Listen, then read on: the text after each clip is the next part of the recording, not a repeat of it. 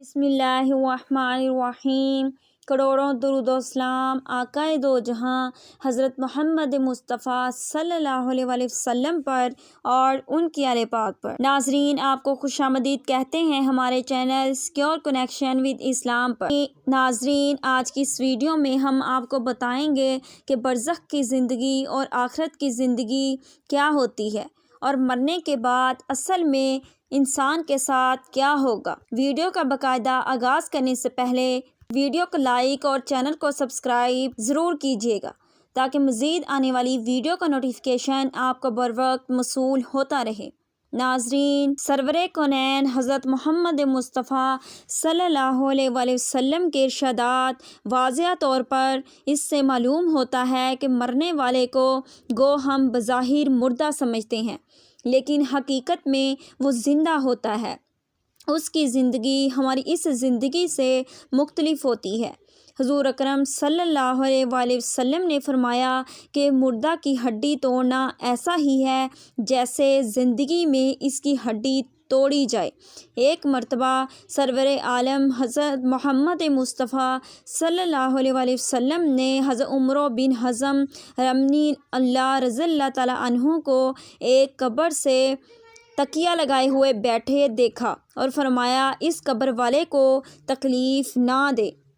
جب انسان مر جاتا ہے تو اس عالم سے منتقل ہو کر عالم برزخ میں پہنچ جاتا ہے، خواہ ابھی اسے قبر میں بھی نہ رکھا جائے یا آگ بھی نہ جلایا جائے، اس میں سمجھ اور شعور ہوتا ہے۔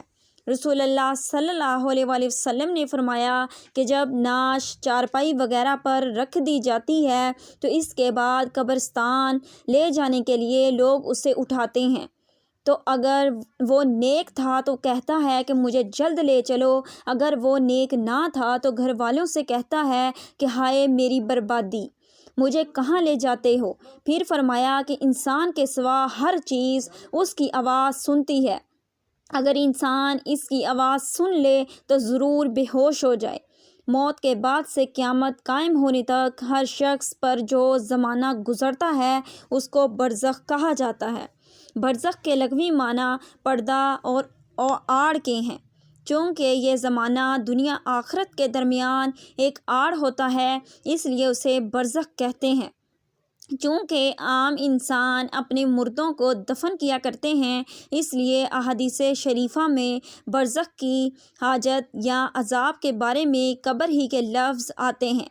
اس کا یہ مطلب نہیں کہ جن انسانوں کو آگ میں جلا دیا جاتا ہے یا پانی میں جو بہا دیے جاتے ہیں وہ برزخ میں زندہ نہیں رہتے۔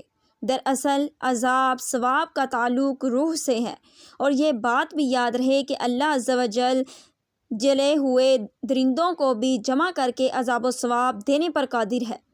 حدیث شریف میں دراد ہے کہ پہلے زمانہ میں ایک شخص نے بہت زیادہ گناہ کیے۔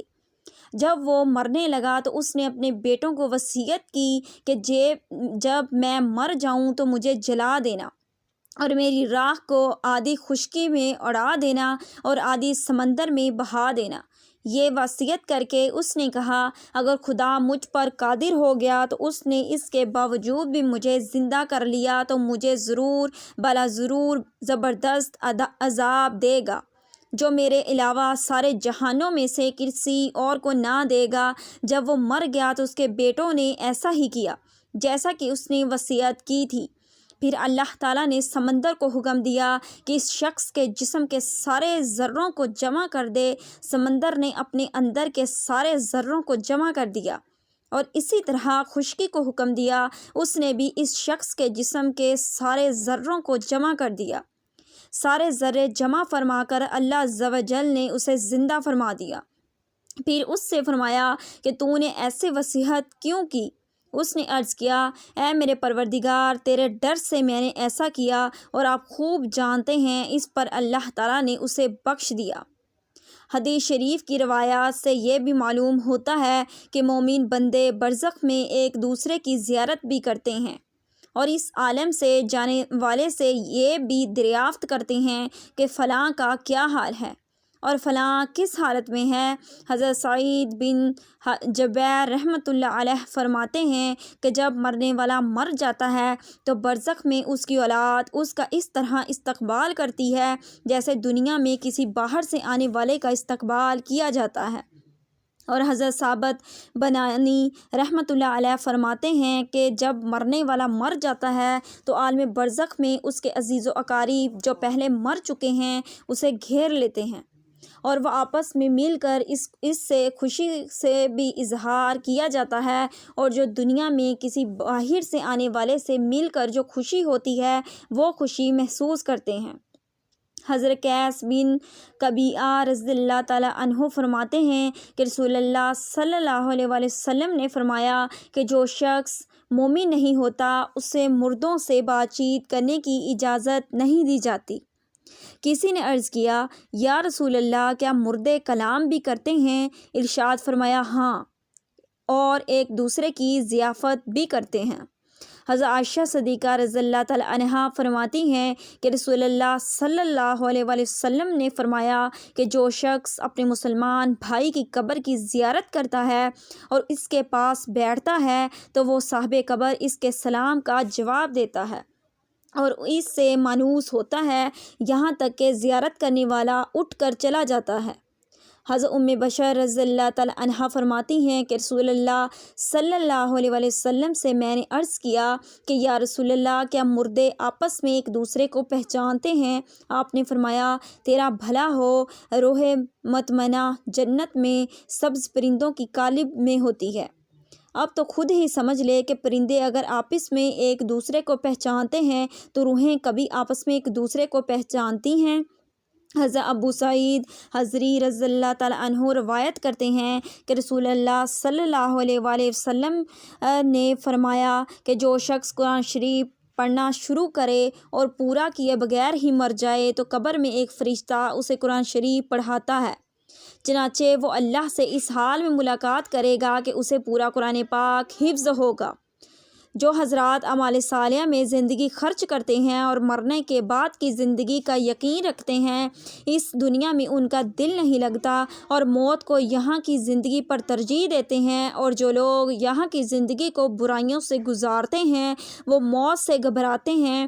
سلیمان بن عبد المالک نے ابو حازم رحمۃ اللہ علیہ سے دریافت کیا کہ یہ بتائیے کہ ہم موت سے کیوں گھبراتے ہیں؟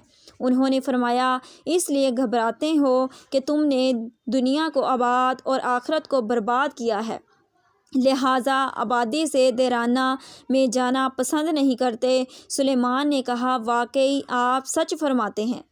جس شخص کو قبر کی زندگی کا یقین ہو اور اپنے اعمال صالحہ کے بدلے وہاں اچھے حال میں رہنے کی امید ہو اور یہ سمجھتا ہو کہ اس عالم سے دوست احباب اقربا کو چھوڑ کر چلا جاؤں گا تو برزخ میں رشتہ دار اور جان پہچان والے مل جائیں گے، تو پھر موت سے کیوں گھبرائے اور اس زندگی کو برزخ کی زندگی پر کیوں ترجیح دے؟ رسول اللہ صلی اللہ علیہ وآلہ وسلم نے فرمایا انسان زندگی کو محبوب رکھتا ہے، اور حالانکہ موت جس کے لیے وہ بشرطے کوئی مومن ہو اس کا عمل صالح ہو تو اس کے لیے بھی موت کو ماننا حق ہے۔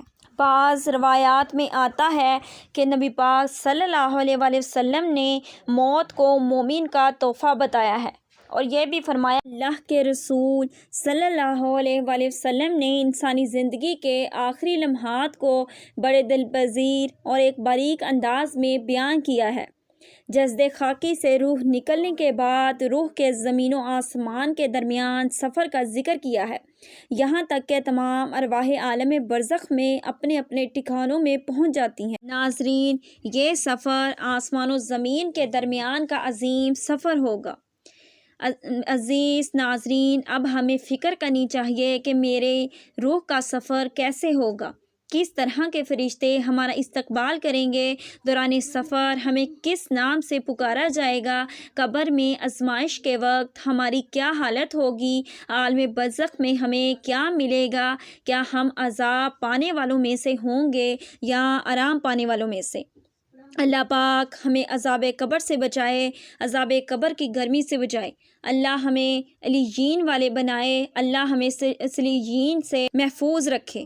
ویڈیو اچھی لگے تو اس کو لائک سبسکرائب ضرور کریں اور کمنٹ سیکشن میں اپنی رائے کا اظہار ضرور کیجیے گا۔ ملتے ہیں اگلی ویڈیو کے ساتھ۔ جزاک اللہ خیرہ۔